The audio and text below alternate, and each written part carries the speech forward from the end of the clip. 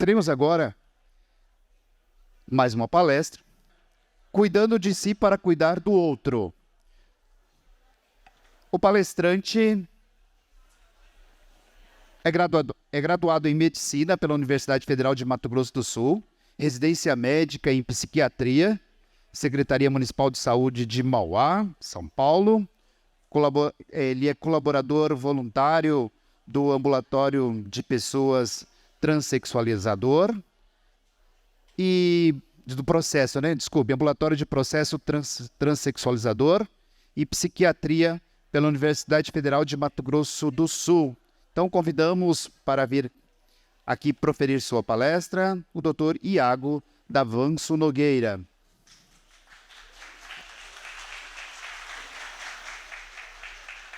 Bom dia. Então eu vou falar um pouquinho sobre os cuidados diários, que serve aí como uma forma de prevenção para a nossa saúde mental, assim como a gente faz com a saúde física. É importante que a gente tenha isso também com a saúde mental. Vou falar sobre os estigmas, na saúde mental, sobre a dificuldade de procurar ajuda, a dificuldade de ter essa ajuda, quando que a gente deve procurar uma ajuda também. Vou falar um pouquinho sobre ansiedade e depressão, que são os principais transtornos psíquicos, são os mais prevalentes. E a importância, do autocuidado, que é aí até o tema, a gente precisa cuidar da gente para a gente estar preparado para cuidar do outro. Então, vou começar com essas duas ilustrações que eu gosto muito, que é do Carlos Ruas. Primeiro é essa, o que te sustenta? Porque muitas vezes a gente só foca em uma coisa. Ali ele traz o trabalho, como o único pilar da nossa vida. Então, se a gente tem algum problema nessa questão, que é a única que sustenta, que se a gente não tiver bem no trabalho, a gente fica mal, se a gente não for bem sucedido em algo, a gente fica mal. Então, por isso que é importante a gente ter mais pilares, não só o trabalho, ou não só a família, ou não só a vida social, Então, por isso é importante, assim como os colegas disseram, o trabalho, o tempo livre, algo que você goste de fazer, exercício físico, relações saudáveis, e não só um desses pilares, e sim o conjunto deles, porque quando não está bem em um deles, a gente tem a força do outro, Então, assim, isso é muito importante. Eu vejo que isso acontece muito, e principalmente com o trabalho, A gente foca só em trabalho, trabalho, trabalho, e aí se acontece alguma coisa inesperada, nossa vida desmorona, Então isso já foi falado aqui, mas reforço, É importante que a gente tenha outros fatores de resiliência, que a gente possa ter algo que a gente goste de fazer, não só no final de semana, para a gente não ficar vivendo só o final de semana e o restante dessa semana sobrevivendo, só esperando chegar ao final de semana. Então, faça alguma coisa que você goste durante a semana, tenha tempo livre durante o dia de trabalho, no final do dia, assim como o colega Leonardo colocou. Eu vou fazer uma aula de dança, vou fazer um esporte, vou fazer algo que eu gosto, vou encontrar os meus amigos, vou para um happy hour, e não deixar para viver 2 dias na semana, sábado e domingo, E às vezes só domingo, que tem gente que trabalha sábado também, Então isso é bem importante. E a outra ilustração fala sobre o burnout, que é aí a síndrome de estafa, que a gente vai... Eu falo muito isso para os meus pacientes, que é como se fosse... O estresse é como se fosse uma caixa d'água. Ela vai enchendo, enchendo, enchendo. E se a gente não busca esvaziar ela de alguma forma, colocar umas torneirinhas aí, uma hora ela vai transbordar. Então, a gente precisa ir esvaziando. Como que a gente faz isso? A gente esvazia fazendo uma atividade física, a gente esvazia tendo um tempo saudável com os amigos, tendo um tempo saudável com a família, brincando com seu filho, brincando com seu sobrinho, brincando com seu cachorro, Tendo um tempo livre para fazer uma leitura de algo que não seja só profissional, que seja algo que você goste de ler, tendo um tempo livre para escutar algo que você gosta, uma música que você gosta, né? Mais uma vez, reforçando, né? Tendo uma boa alimentação, então tendo tempo para isso, não comendo sem nem perceber o que você está comendo, né? Tendo tempo para fazer atividade física. Então, tudo isso é importante. Isso são torneirinhas que vão esvaziando essa caixa d'água e não deixa ela transbordar. Porque quando transborda, você não consegue segurar. E isso pode vir de uma forma muito grande, muito forte e te trazer muito prejuízo. E aí é muito mais difícil a gente encher tudo isso de novo, né? Reformar essa caixa d'água do que se a gente estivesse colocando aí essas torneirinhas. Bom, e uma coisa muito importante que ainda é muito presente, mas ainda bem que está cada vez menos, né? E eventos como esse servem para diminuir isso, é o estigma. É o estigma na saúde mental, né? Então, eu trouxe aí alguns pensamentos que são bem frequentes da gente, falas, né, que a gente escuta muito. Então, como que você tem depressão com uma vida tão boa como a sua? Então, depressão não é, se fosse assim, nenhum artista, nenhuma pessoa bem-sucedida teria depressão. E a gente vê que isso está cada vez mais frequente, está cada vez mais se falando sobre isso. Então, depressão não é assim para quem quer, né? Então, depressão é uma soma tanto de fatores genéticos interagindo com fatores ambientais. Pode ser que uma pessoa passe pelos mesmos problemas que você e tenha depressão e você não, ou ao contrário, que você tenha depressão e ela não. Então, isso não interfere, né? Ah, eu sofri mais do que você e não tenho depressão, por que você tem? Então, isso é uma coisa que a gente tem que se policiar, né? E aí, às vezes, a gente se pega mesmo pensando, poxa, mas a pessoa tem uma família legal, tem um emprego bom, é bem-sucedido, não sofre nenhum tipo de preconceito, e mesmo assim está com depressão, e eu que não tenho tudo isso, não tenho. Então, isso é muito individual. É um erro que a gente acaba cometendo se a gente não nos policia, né, em relação a isso. Outra coisa que é muito frequente e que ainda bem que está diminuindo é isso, que psiquiatra é médico de doido, médico de louco, né? Então, eu gosto sempre de falar assim, né, o oftalmo é médico não é só médico de deficiente visual, né? Então, você não vai procurar o oftalmo só quando você perdeu a visão. Então, a mesma coisa do psiquiatra, né? Você não vai procurar um cardiologista só depois de você infartar. Então, isso é uma coisa para se pensar. Psiquiatra, não sei se a maioria sabe, acredito que sim, psiquiatra formou-se em medicina, é médico e fez uma especialidade em psiquiatria. Então, isso, lá atrás, né, às vezes até pela cultura que a gente vê em filmes, novelas, né? A gente associa muito o psiquiatra àquele paciente mental muito grave. E cada vez menos é assim, né? Cada vez mais a gente atende em consultório, nos serviços, né? Nos ambulatórios, pessoas de toda classe social, de toda profissão, de toda idade, né? E às vezes a gente fica se perguntando, por que comigo, né? Então assim, não, eu não vou, porque o que vão pensar? Outra coisa, todo mundo toma tranquilamente um omeprazol, um anticoncepcional na frente das pessoas, mas garanto que a maioria não toma o seu antidepressivo na frente de ninguém, né? Nem gosta de falar que toma. Então isso tudo é um preconceito que a gente tem que ir cada vez mais combatendo, né? Saber que o tratamento psiquiátrico existe para melhorar a nossa qualidade de vida. E isso não é determinante. Não é porque você vai começar um tratamento que você vai ter que fazer esse tratamento para o resto da vida, que você vai virar um paciente psiquiátrico, né? Que você não pode mais fazer nada, que você não é mais funcional. Então isso a gente tem que, dia a dia, ir tentando combater, né? Outra coisa, né? Depressão é frescura.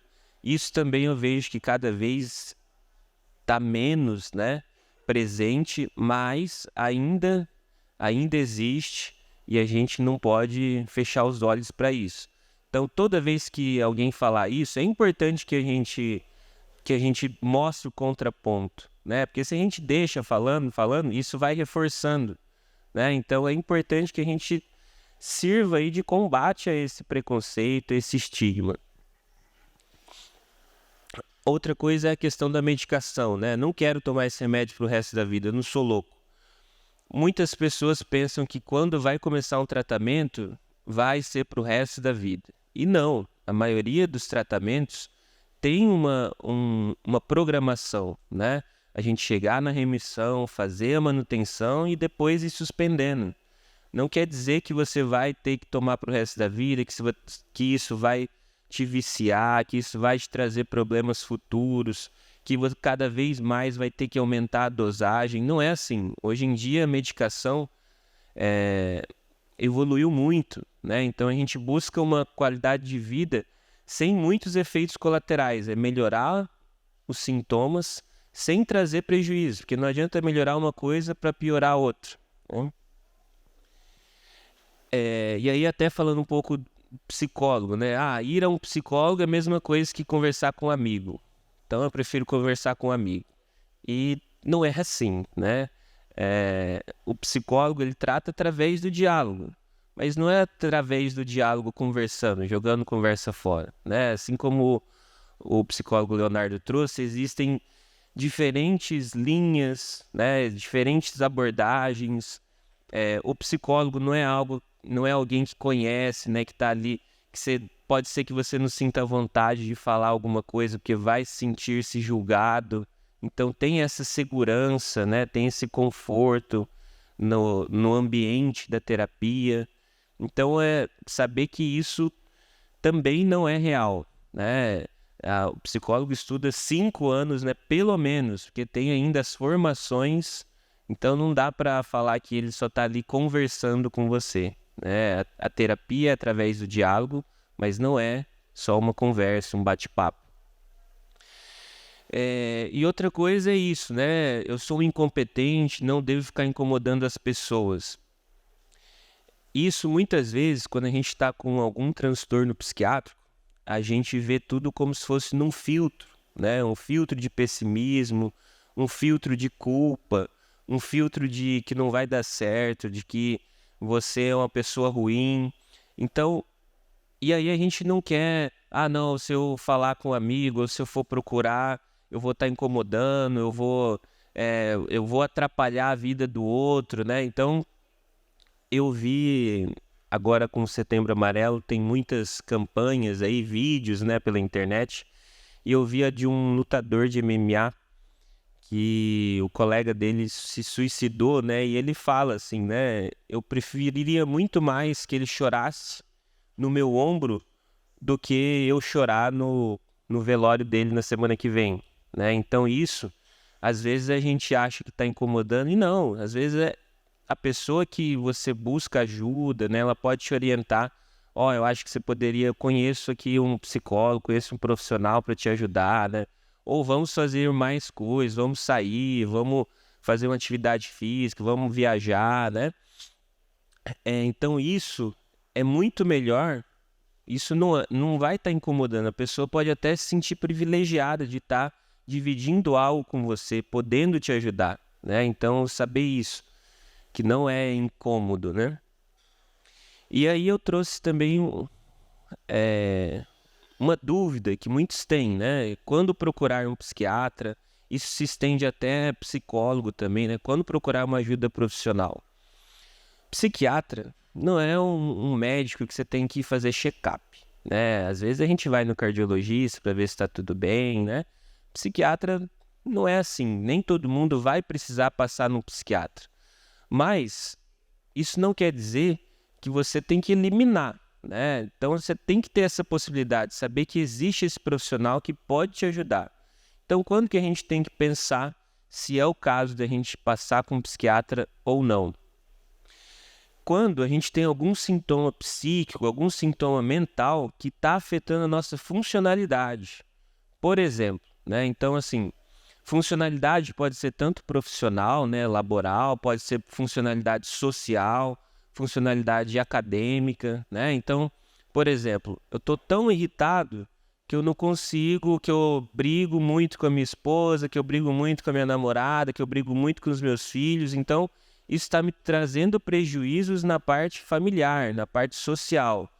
Eu estou tão desanimado que eu não tenho ânimo para sair com os meus amigos, eu perdi convites de colegas que eu gostaria de ter ido, mas eu estou tão desanimado. Então, isso é prejuízo. Isso está afetando a sua funcionalidade.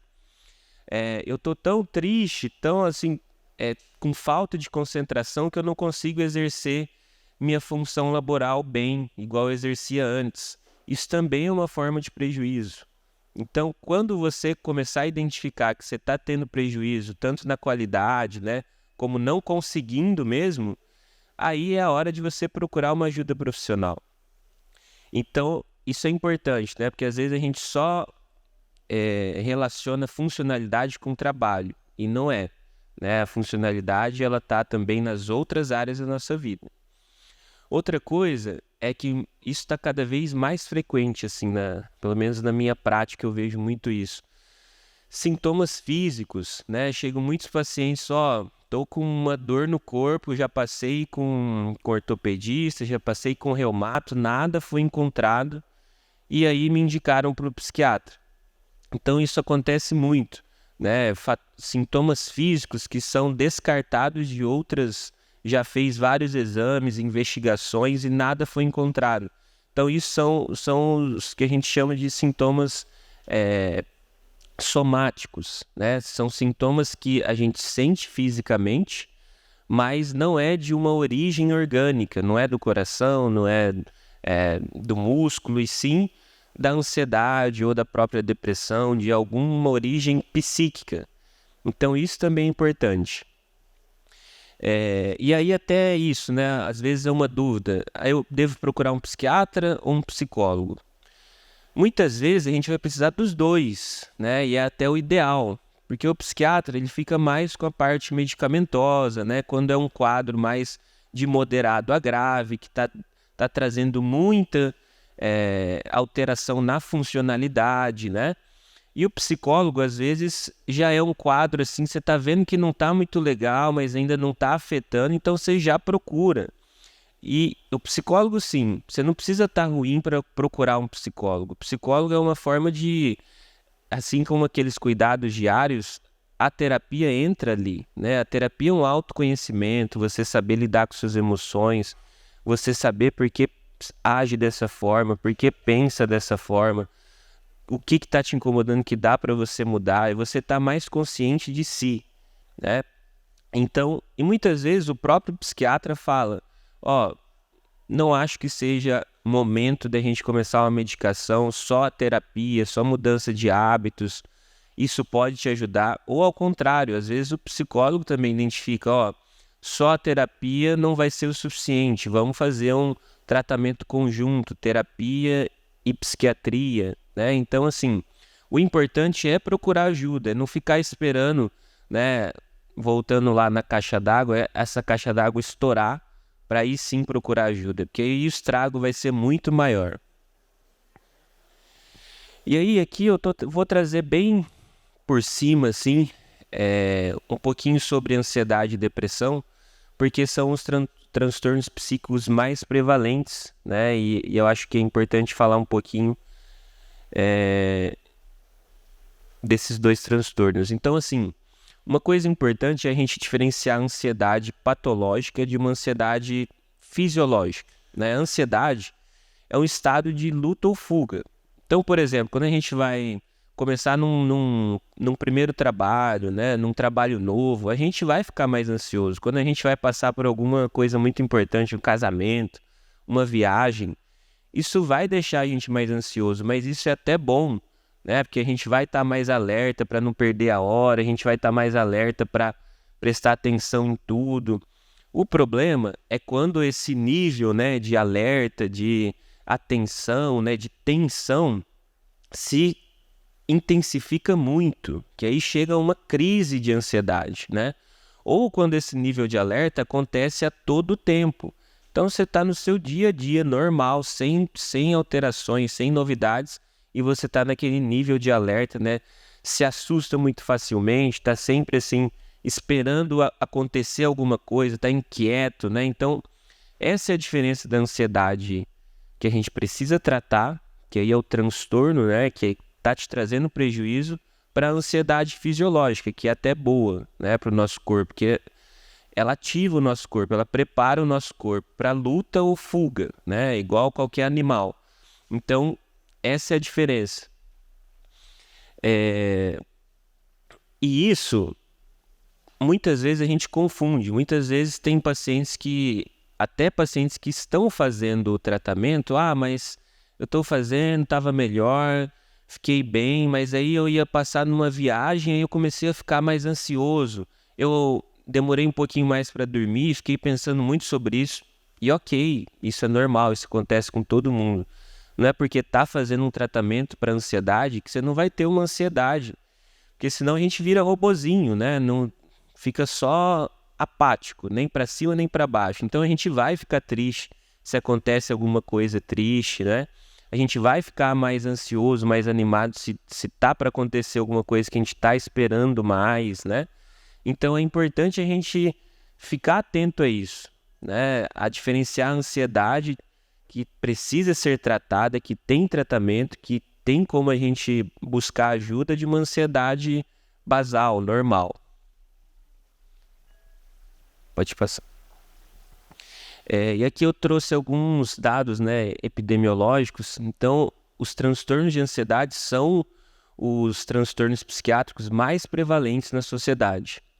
Cerca de 28% dos adultos vão ter, né, algum transtorno de ansiedade ao longo da vida. E isso é muito, assim, né? Arredondando aí para 30%, então 3 em 10 pessoas vão ter ansiedade, um transtorno de ansiedade ao longo da vida. E aí até tem um dado da OMS que depois, né, no primeiro ano da Covid, a ansiedade e a depressão aumentaram 25%. Então, isso também eu vejo que na pandemia a gente começou a olhar mais para a gente, né?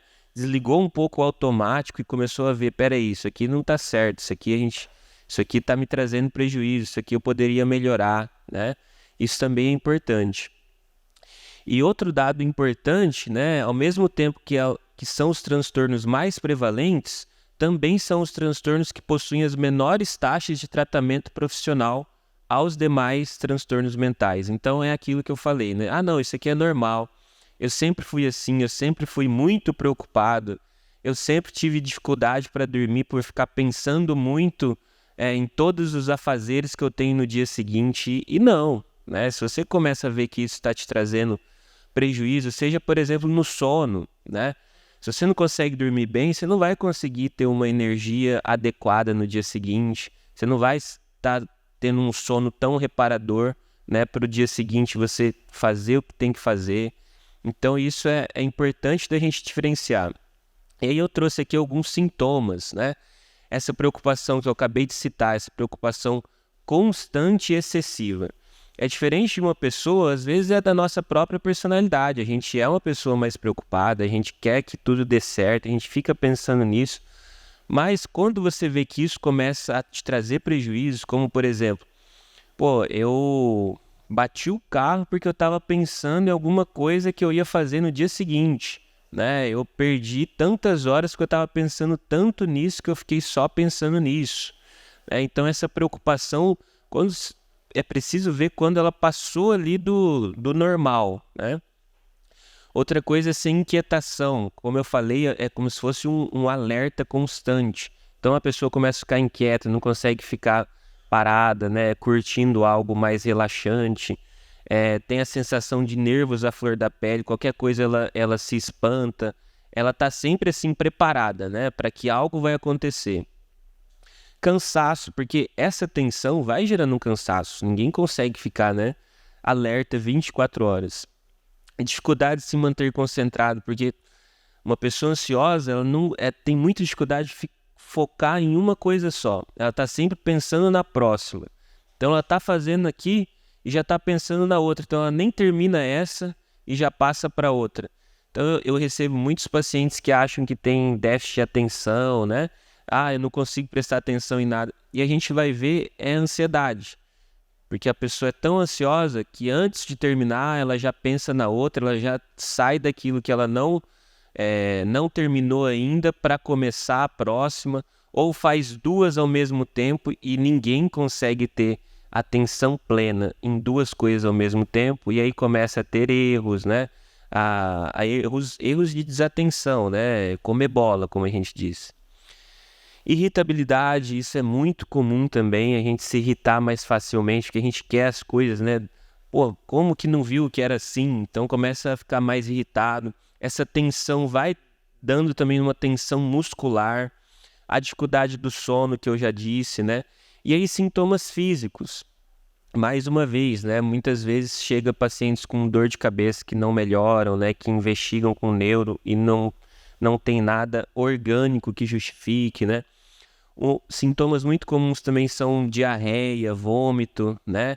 E aí é muito, assim, simples de identificar. Quando ela tá passando por algo, quando acontece um gatilho, ela tem um episódio. Então, assim, não existe, né, diarreia orgânica que seja por questão de, porque eu vou passar por alguma coisa importante amanhã. Isso está ligado à ansiedade, né? E aí eu trouxe aqui um pouquinho também da depressão, que a depressão é uma doença muito comum, é heterogênea, então não é porque uma pessoa com depressão é assim, que uma outra que não tem os mesmos sintomas não possa estar com depressão também. Então tem pessoas com depressão que elas vão ficar mais cansadas, outras vão ficar mais irritadas, outras vão ficar irritadas e cansadas, então é muito heterogêneo, não dá para a gente generalizar. E ela afeta, né, é uma doença muito incapacitante. Ela afeta muitas áreas da vida, né? Mais uma vez, tanto profissional quanto social.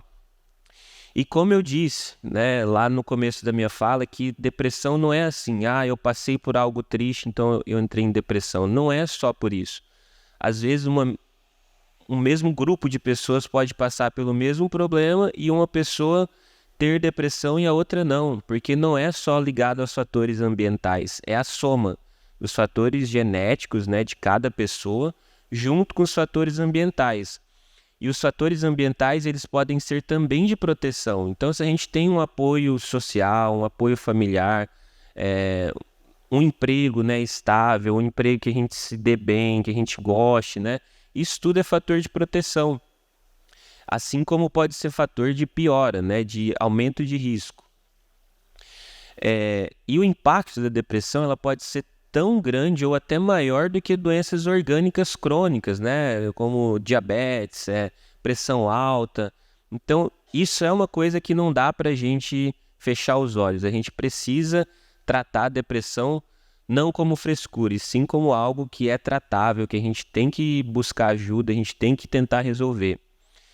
E, né, até trazendo aí um pouco do Setembro Amarelo, entre 20% a 40% dos pacientes com depressão têm tentativas suicidas e em torno de 15% o cometem. Então, por isso é importante da gente estar atento, né, às pessoas ao nosso redor, estar ali, né, quando ela precisar e poder, né, falar, mostrar que isso, como eu disse, às vezes a pessoa vê como um filtro de pessimismo, que nada vai dar certo, de tristeza, que nada é bom. E às vezes a gente de fora identifica isso melhor. Você não era assim, né? Acho que está na hora de você procurar uma ajuda, né? Vamos procurar junto, deixa eu te ajudar, né? Deixa eu conversar com o seu familiar, ou vamos aqui buscar ajuda nesse local, com esse profissional. Então, isso é importante da gente estar atento, né? Pode passar. E aí alguns sintomas da depressão que não é só a tristeza. Então o próprio isolamento social, a irritabilidade também está presente aqui. A alteração no sono aqui pode ser tanto de uma pessoa ficar mais sonolenta o dia todo, quanto também perder o sono. Então por isso que é uma condição muito heterogênea, né? baixa autoestima, sensação de culpa, né? Tudo acha que vai incomodar, que não... Ah, não, é que eu sou errado, eu fiz errado, eu não sei fazer. Perda do prazer, então muitas vezes a pessoa gostava, né, de fazer uma dança, de fazer um esporte, começa a não gostar mais, ah não, pra que eu vou fazer isso, né? Saía com amigos, não deixa de sair também, né? Desânimo é muito comum e sintomas físicos também. Aí entra até disfunção sexual, alteração no peso, que pode ser tanto aumento do apetite ganhando peso, quanto ao contrário, né? De perda de apetite, começa a perder muito peso sem fazer dieta, né? E aí isso é um dos indicadores que algo não está legal, né? Pode passar. E aí o tratamento? O tratamento, eu não trouxe tratamento da ansiedade antes, porque é basicamente o mesmo, né? A gente tem que somar mudanças de hábitos com terapia. Terapia tanto medicamentosa quanto psicoterapia, né? E aqui, lembrando aquela imagem que eu trouxe no começo, não dá para a gente sustentar um tratamento só com um pilar. Ó, toma essa medicação e pronto, resolveu. Aí seria muito fácil, né? Porque assim, às vezes a medicação não é de primeira que a gente vai achar a melhor medicação. Pode ser que comece uma medicação para uma pessoa e sinta muito efeito colateral, não tenha melhor, e para outra pessoa fique bem, né? Então pode ser que a medicação melhore, mas aí passa por algum outro fator estressante e aí a gente tem que ficar aumentando a medicação. Por isso que é importante não ter só um pilar, né? Não ter só a medicação. É importante ter a psicoterapia, é importante rever os hábitos, né? Ver o que dá para mudar. Quando eu faço isso, eu fico melhor. Quando eu faço isso, eu vejo que eu fico mais para baixo, eu fico mais irritado, isso afeta mais o meu sono. Então, é importante que isso não fique só com um pilar. Mudanças de hábitos entra tudo, né? Desde da gente ter mais tempo para ficar, por exemplo, em vez de, não, eu vou adiantar aqui meu trabalho, no almoço eu vou almoçar trabalhando, vou almoçar 15 minutos para logo voltar ao trabalho, né? Então é importante ter esses tempos de qualidade, né? Se der, eu sei que isso não é para todo mundo, mas se for possível, almoçar com a pessoa, né, que você gosta, com os colegas que você tem mais afeto, assim, né? Que você tem mais proximidade, para que esse tempo seja um tempo de descanso, um tempo saudável, né? Então, tudo isso faz parte do tratamento. Exercício físico aí entra também até na parte física e também na mental, principalmente exercícios aeróbicos, né? Ao ar livre. E aí é importante que a gente tente associar algo prazeroso, porque é um reforço positivo. Às vezes a gente não vai por conta do exercício físico, mas a gente vai, eu quero ouvir uma música, então, e o meu tempo de ouvir uma música é caminhando. Então aí faz você ir lá, continuar nesse exercício físico, né? Eu vou com alguém, né? Um amigo, um namorado, uma namorada, porque aí é o meu tempo que eu tenho com essa pessoa. Então ter reforços positivos para continuar nisso, né? E aí entra também meditação, mindfulness, né? Tudo isso ajuda a gente a dar uma desacelerada, porque hoje em dia tudo é acelerado, né? Até o áudio do WhatsApp começou, a maioria das pessoas que eu conheço, ninguém mais ouve no normal, né? Até isso a gente acelera. Até vídeo no YouTube a gente não tem mais paciência para... Então, assim, às vezes é bom a gente parar e falar, peraí, o que eu tô fazendo? Por que eu tô acelerando tanto assim? Deixa eu desacelerar, deixa eu ir com mais calma, porque isso vai gerando uma maior ansiedade. E aí, né, só falando assim da diferença de um quadro leve para um moderado ou grave, né, que no leve, como eu disse, algumas vezes chegam pacientes que eu falo, não é ainda o momento da gente começar uma medicação. Tenta focar na psicoterapia, se não está fazendo ainda, comece a fazer, faça essas mudanças de hábitos, né? Vê o que te incomoda mais para você tentar mudar, vê alguma coisa assim, porque às vezes tem algo que a gente não está muito bem resolvido e a gente vai deixando lá. Só que aquilo não foi resolvido e isso vai crescendo, então tente resolver esses problemas, né? E aí, quando é um quadro já de moderado a grave, aí a gente associa a medicação a isso, né? E aqui é uma discussão, né? É isso que eu falei, assim, que a nossa sociedade hoje em dia é uma sociedade ansiogênica, né? A gente está cada vez querendo que produza mais, a gente está cada vez querendo produzir mais, né? Tem altas demandas. Então, assim, o WhatsApp virou um vilão algumas vezes, né? Então, isso é importante da gente se policiar em relação a isso, porque senão a gente começa a trabalhar 24 horas por dia, né? Então sai lá da escola, sai do consultório e continua respondendo e tem que responder, porque senão o que vai pensar? Não, eu tenho que responder, é rapidinho. Só que esse rapidinho são vários rapidinhos, né? E vai tomando o seu tempo livre, o tempo que você tem para viver os outros pilares da sua vida que não só o trabalho, né? Imediatismo, né? Então, assim, é tudo para ontem, o próprio WhatsApp mesmo, né?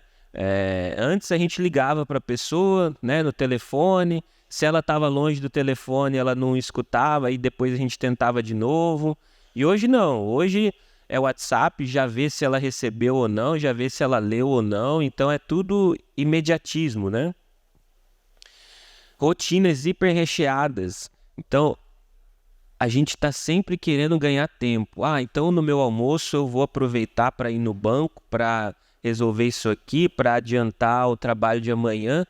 Só que o trabalho nunca acaba, né? Então não adianta adiantar do próximo, porque quando você acabar esse, vai ter um próximo, né? Então, assim, começar a colocar mais tempo entre os afazeres, né? Então, porque se vez ou outra vai ter algum problema. Então, se um atrasa, vai atrasando todos os outros. Isso vai deixando você mais ansioso, mais ansiosa. Então, você ter mais tempo para fazer isso também reduz a sua ansiedade, vai reduzindo o seu estresse, né?